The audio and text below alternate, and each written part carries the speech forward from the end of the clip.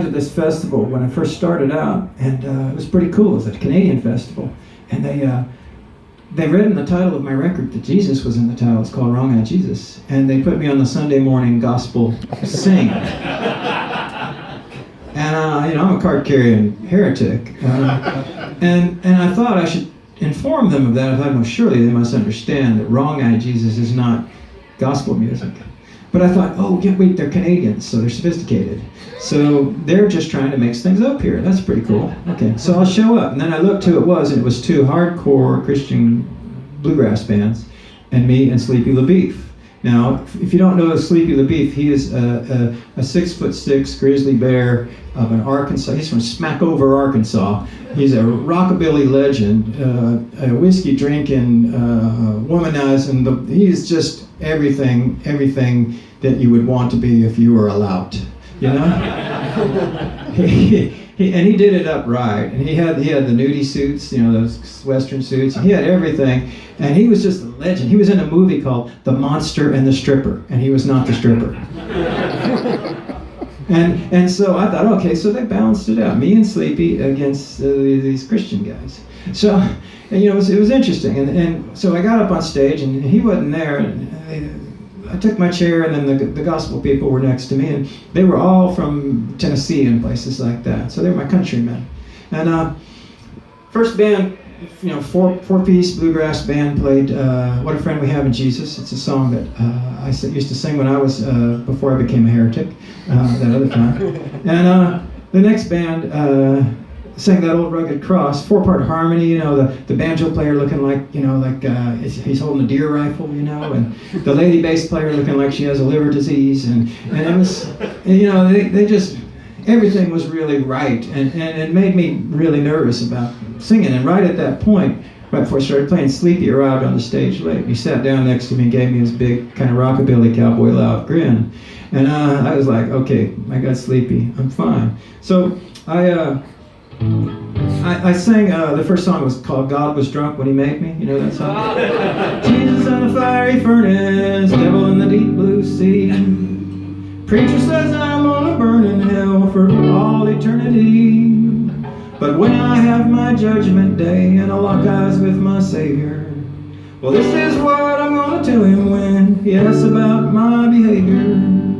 I'm gonna say, God was drunk when he made me. God was drunk when he made me. God was drunk when he made me.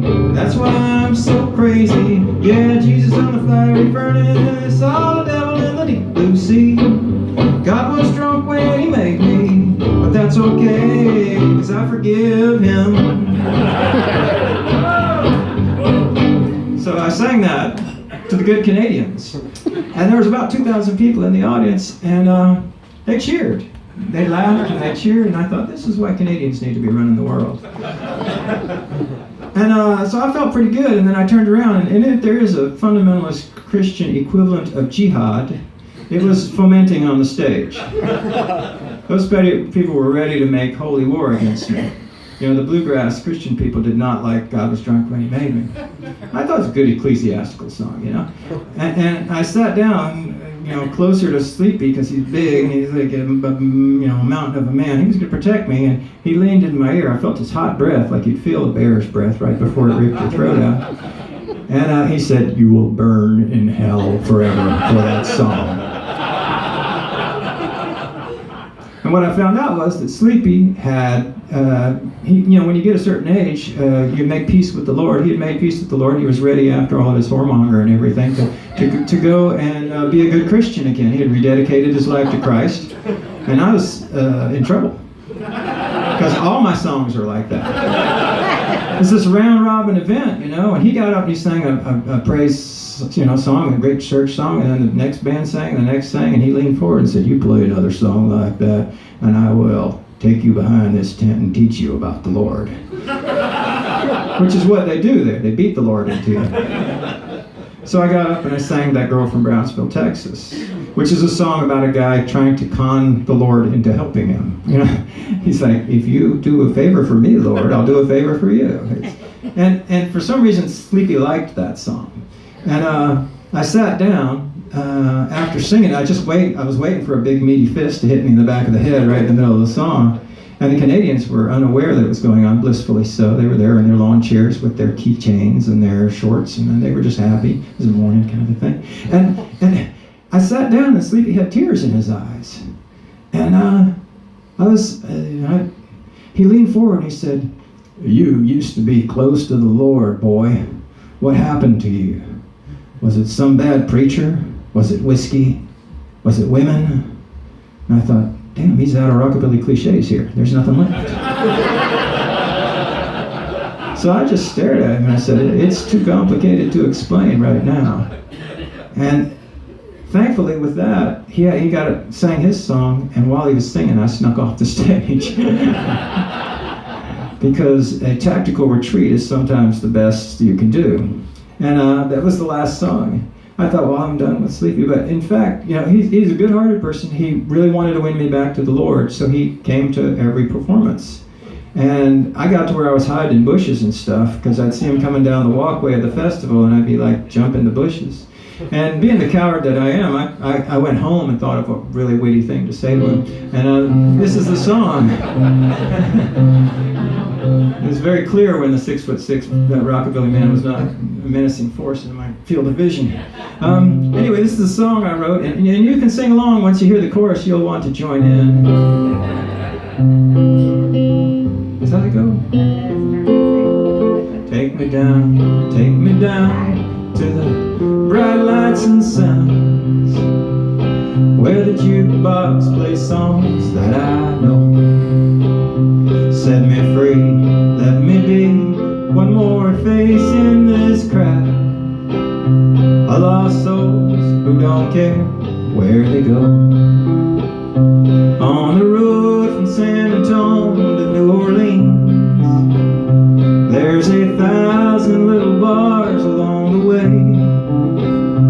Half my life I lived in fear, I learned in hell, but now it's clear that a bar is just a church where they serve beer.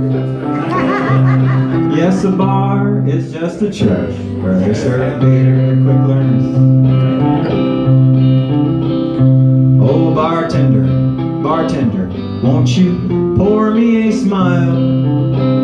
'Cause it's a trial to reinvent all your thinking. Between the demons I've fought and all the crap that I've been taught, hell, it's no wonder I'm sitting right here drinking. Just how blind have I been? How saved might I be if I was to die some slow death of propriety?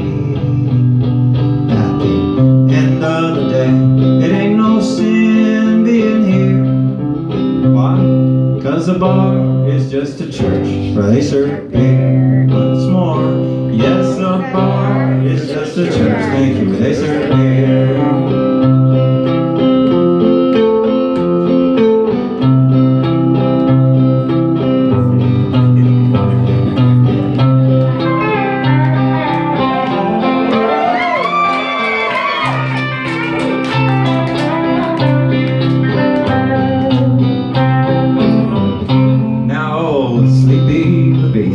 Got real mad at me for singing a song he said would land me straight in hell. I guess old Sleepy meant well, but from his tone I could tell Sleepy's heaven just wasn't no place for me. 'Cause this bar stool's my pew, this pretzel's my communion. When you get down to basics, we're all basically human. So lift your mugs in the air and with a cheer join my prayer when I say a bar is just a church where they serve beer. Thank you, one more time. Yes, a bar is just a church where they serve beer. One more time. Yes, a bar